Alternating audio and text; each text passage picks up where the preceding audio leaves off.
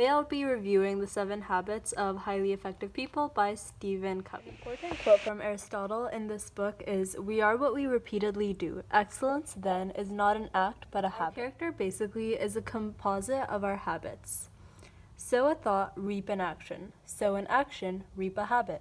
Sow a habit, reap a character. Sow a character, reap a destiny.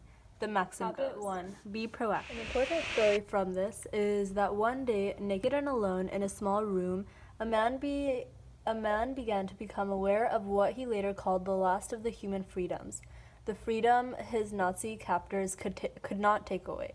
They could control his entire environment. They could do what they wanted to his body, but Viktor Frankl himself was a self-aware being who could look as an observer at his very involvement. His basic identity was intact. He could decide within himself how all of this was going to affect him. Between what happened to him or the stimulus and his response to it was his freedom or power to choose that response. The word responsibility. Responsibility. The ability to choose your response. Highly proactive people recognize that responsibility. Reactive people are often affected by their physical environment. If the weather is good, they feel good. If it isn't, it affects their attitude and their performance. Proactive people can carry their own weather. Whether it rains or shines makes no difference to them.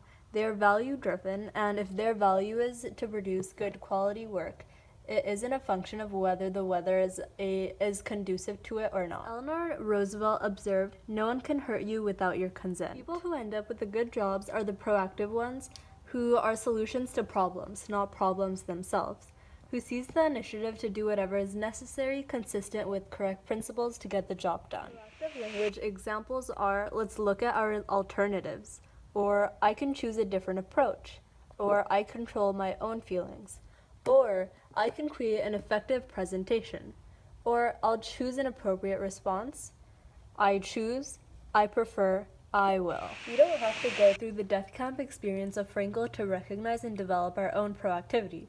It's in the ordinary events of every day that we develop the proactive capacity to handle the extraordinary pressures of life. Habit 2. Begin with an end in mind. What lies behind us and what lies before us are tiny matters compared to what lies within us. Habit 1 says, you are the programmer. Habit 2 then says, write the program until you accept the idea that you are responsible, that you are the programmer. You won't really invest in writing the program.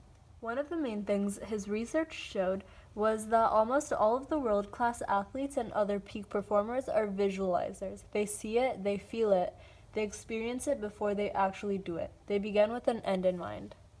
I'll be fast-forwarding to habit 7, but to get a feel for the rest of the habits, please read the book. So habit 7 is sharpen the saw. The single most powerful investment we can ever make in life, investment in ourselves, in the only instrument we have with which to deal with life and to contribute.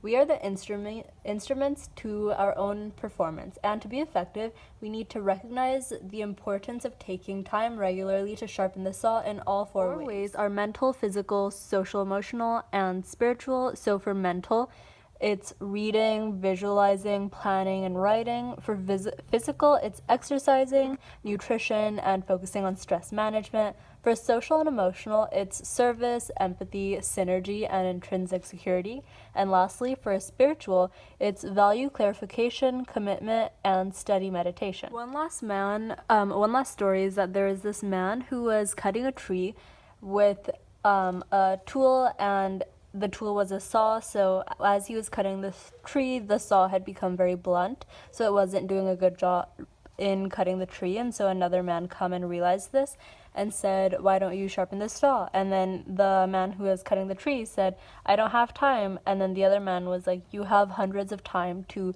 cut this tree, because that's how long it was taking, because the end was so blunt, but he didn't have a couple of hours just to sharpen the saw. So that emphasizes the importance of sharpening the saw, and that could save so much time.